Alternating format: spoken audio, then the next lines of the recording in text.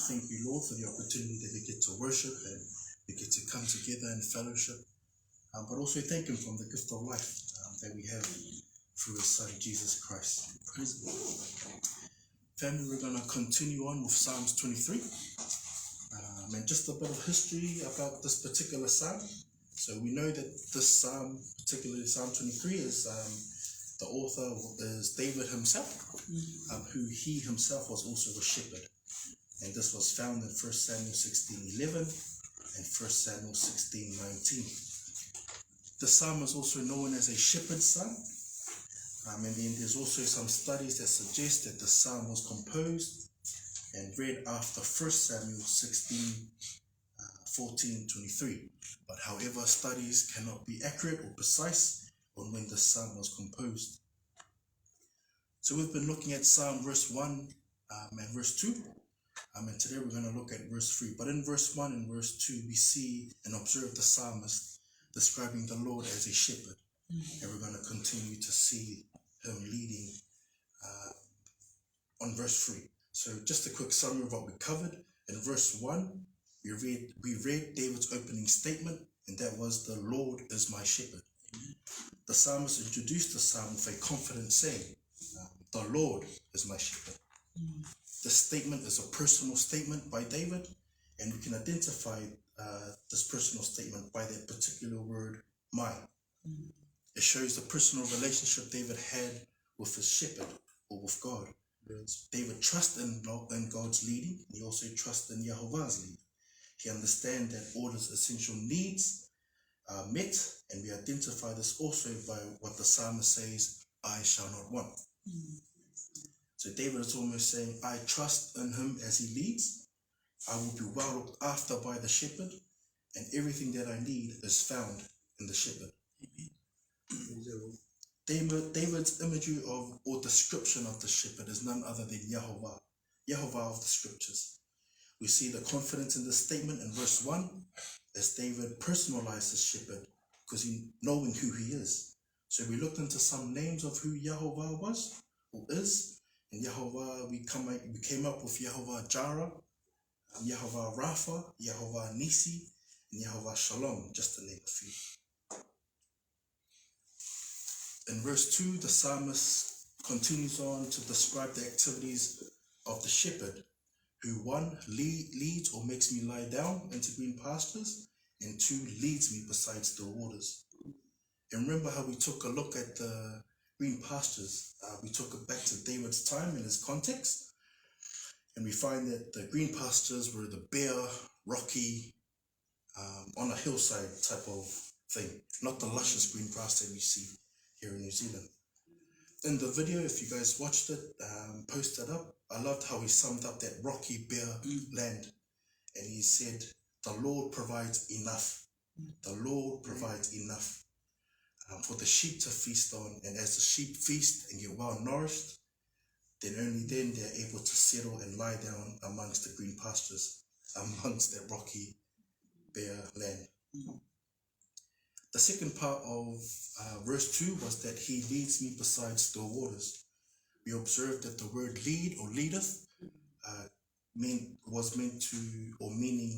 to lead, to give rest, lead with care, and to guide. So we observe in the lexicon meaning that the Lord not only leads, but he gives rest. He leads with care. He is gentle in his leading, which now comes down to the next activity of the shepherd as we look at verse 3. So if I can have Brother Lole please read Psalms 23, verse 3. Thank you,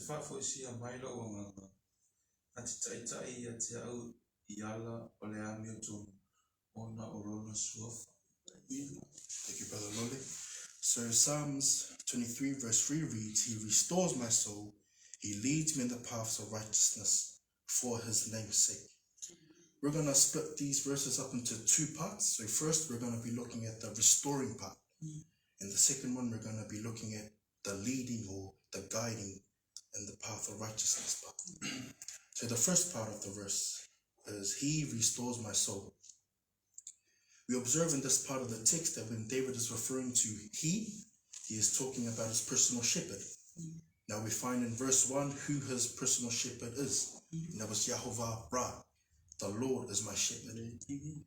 Note what the text says. He restores my soul.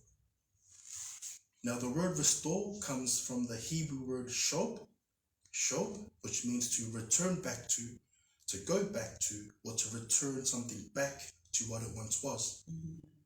For an example, if we can all go to Genesis chapter 3 verse 19. Genesis chapter 3 verse 19. And if I can have Brother Tolu, please read Genesis chapter 3 verse 19, please.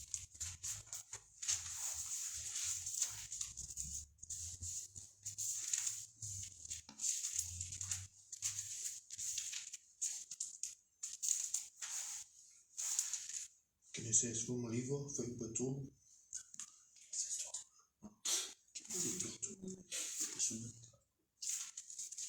Upside down. Genesis tolu depois vamos livro. Te ai fo ia umea e ai malelafu o mata. Se ia e toe fo ia tu ile. Awa na foi ina ai lava oli. Awa ole fuefu oi. Ete toe fo ia tu lava ile fuefu. Thank you, Brother Tolu. So Genesis chapter 3 verse 19 reads, in the sweat of your face you shall eat bread till you return to the ground.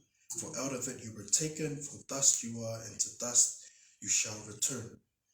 The word there again, it's the same word, return, which again means to go back to, or to restore back to what it once was. So with this, this is during when God cursed Adam, that he would work the sweat of his face, and then he shall eat the bread. And then it says, till you return to the ground, till you go back to the ground. You'll do this until you return. You'll do this until you go back to once where you came from, which was the dirt or the ground itself. Another example we have is in the story of Noah, when Noah sent out the dove to go look for a land but couldn't find anywhere to land. So then it returned back to the ark. The same concept there has been used, the returning, the coming back to, or the coming back to what it once was.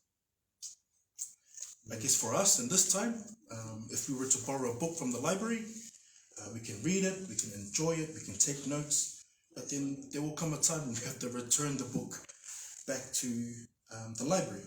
And it's the same concept, it's giving back to where the book came from, or taking it back to where it came from. That is the picture given here by the psalmist as we observe in that text. He restores my soul. It's the returning something back to what it was or to its previous condition. The idea here is that God restores our soul to its rightful condition, to what it was once before. Before we began to stray, before we began to wander, before we wandered off to the wayside, it's the Lord who brings us back. It's the Lord that brings us back into joy. It's the Lord that brings us back into what our soul was once before. Now the word soul, that comes from the Hebrew word nefesh, which means a living being or inner being of a man. So in this text in regards to sheep, is that they continue to stray or wander, and God constantly brings them back, or the shepherd constantly brings them back into the place of blessing, where it's the green pastures and the still waters. That is what God continues to do in our lives today.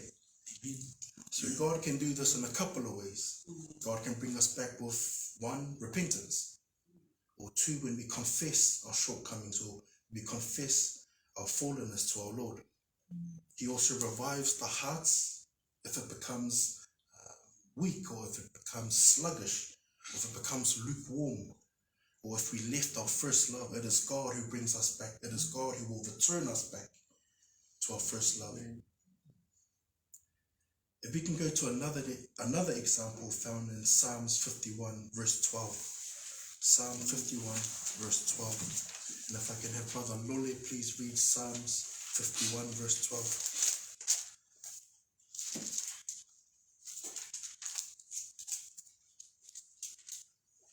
Psalms 51 verse 12.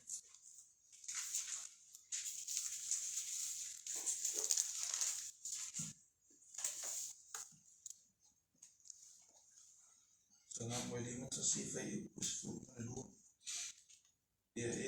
Fa fo isi mai ya te au. Oli o lo rama mai ya te te o. Ia tau ki mauina fo'i o au male loto fia. Amen. Thank you, Brother Lole. So as we read there, this is a psalm of David repenting. So in this psalm he asks, so it reads there, restore to me the joy of your salvation, and uphold me by your generous spirit. So the word again there is restore. It's the restoring back.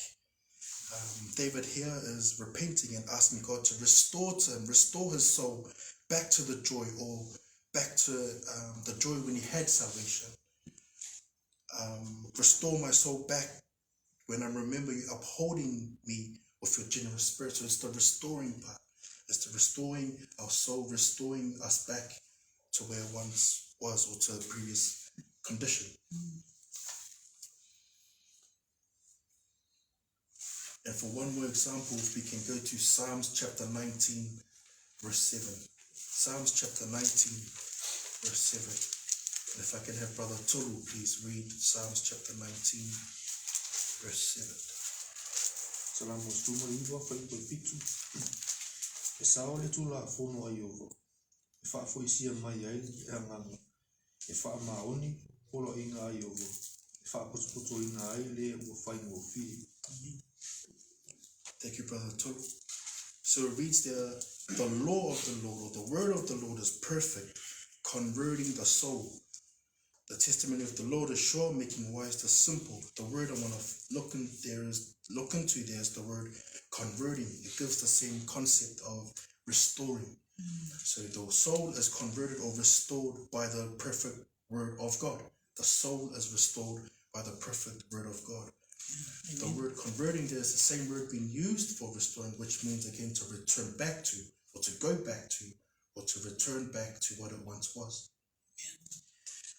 The viewpoint is that God will restore our souls through his word when our soul has become depleted or drained. And God continues to revive or ignite our passion and desires for our first love after it has been cooled off. So after our soul has been drained, after it's been gone, it's only the Lord who can restore us back to reignite our first love for our Lord and Savior. Charles Spurgeon says this: when the soul grows sorrowful, he revives it. When it is sinful, he sanctifies it. When it's weak, he strengthens it. He alone does it. Then he asks a couple of questions. Are any of us low in grace? Do we feel that our spirituality is at the lowest ebb? He who turns the ebb into the flood can soon restore our soul. Pray to him then for the blessing. Restore thou me, thou shepherd of my soul. So even Charles Spurgeon knows himself that it's only the Lord who can restore. It's only the Lord who can bring us back. So just a quick summary of verse 3, verse 3 part 1. When we see the restoring, we see the Lord can restore, reignite our desires and our passion for God and his word. He can restore our joy to what it once was. He can also restore our strength when we lack. He can also sanctify our soul when we fall short. That is the ideal when the psalmist says, he restores my soul. Amen? Amen.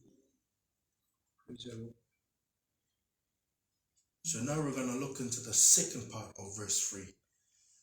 The second part of verse 3 is where it says, he leads me in the paths of righteousness for his name's sake. As I was reading this, I noticed a word of repetition, and that is the word he.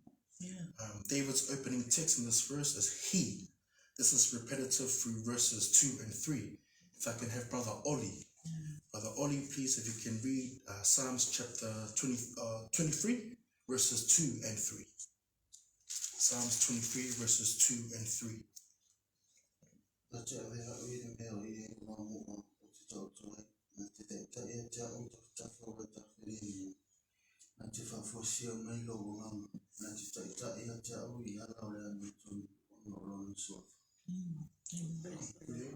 Thank you, Brother Ollie. So it reads there, He makes me lie down in green pastures. He leads me beside still waters. He restores my soul. He leads me in the paths of righteousness for his name's sake. We see the personal trust that David had in Yahovah. He makes me lie down. He leads me. He restores me. He leads me in the paths of righteousness. Again, this amplifies the trust that David has and the confidence he has in his personal shepherd, Yahovah. So it says he, as in Yahovah, guides me or leads me. The Hebrew word is nakha, and that means to lead or to guide or to bring. Now the Lord guides us personally and individually.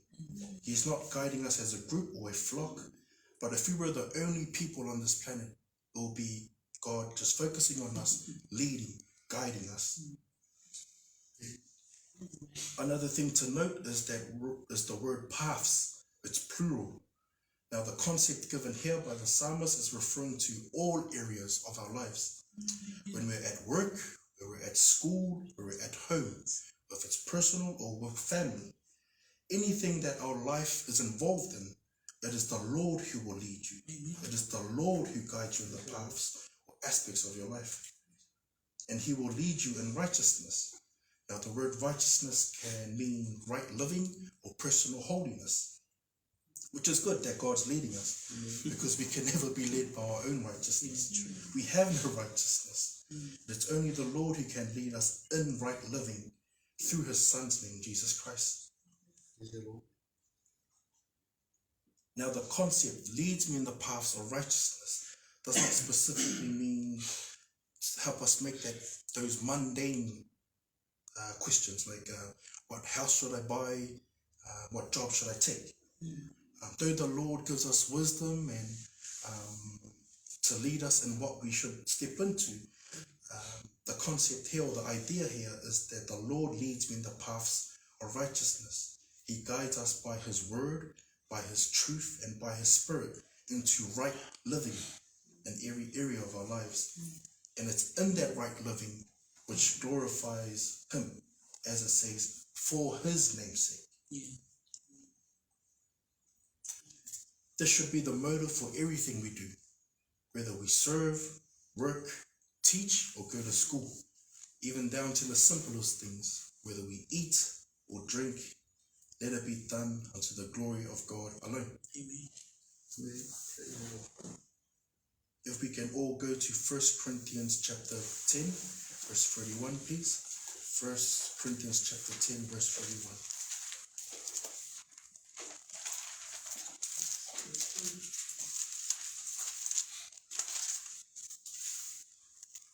1 Corinthians chapter 10, verse 31. And if I can have Brother Lole please read 1 Corinthians chapter 10, verse 31.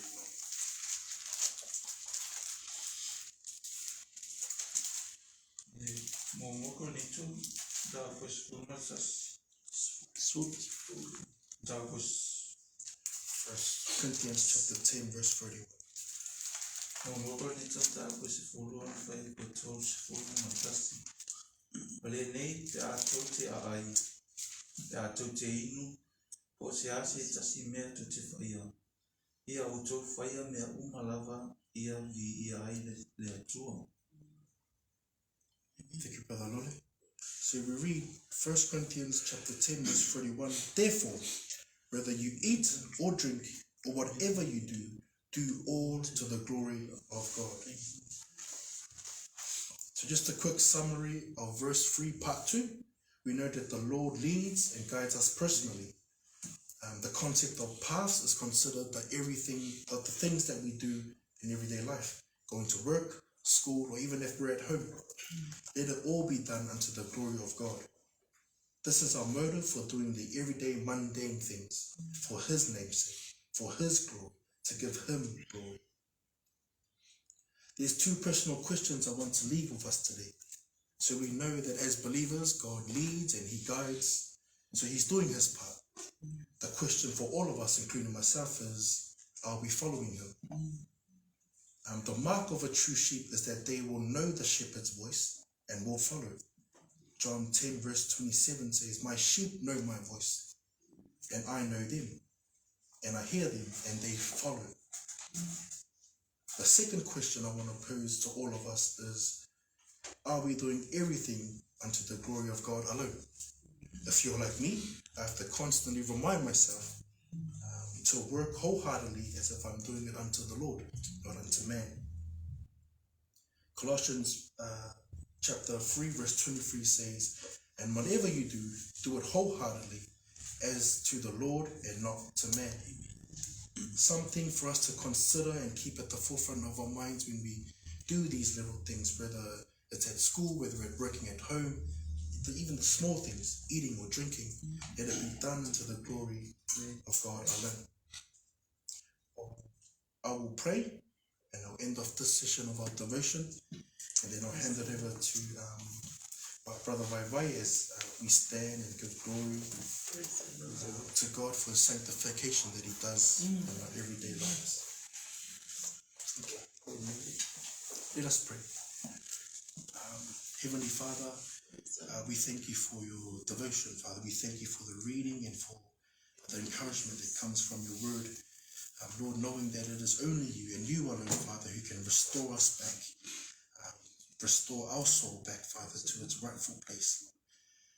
So we thank you, Father God, that it encouraged us, Lord, to always give you the glory in everything we do, Father. As the psalmist says, Father, for your name's sake, it's only unto your name and your name alone, Father God, that we're able to be here, that we're able to come together, worship, that we're able to go to work.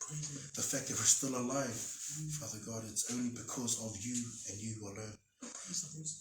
So we thank you, Father. May the truth, Father God, that's been spoken, Lord, settle in the good soil, Lord. And I do pray, Father, that it plants itself in good soil.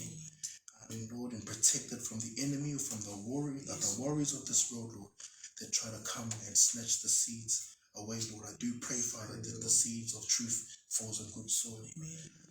Father God, and we thank you, Lord, once again for your joy, the joy that we as believers have in your salvation, Lord, through your Son, Jesus Christ. Lord. And these things I humbly ask and pray in Jesus' name. Amen. Amen.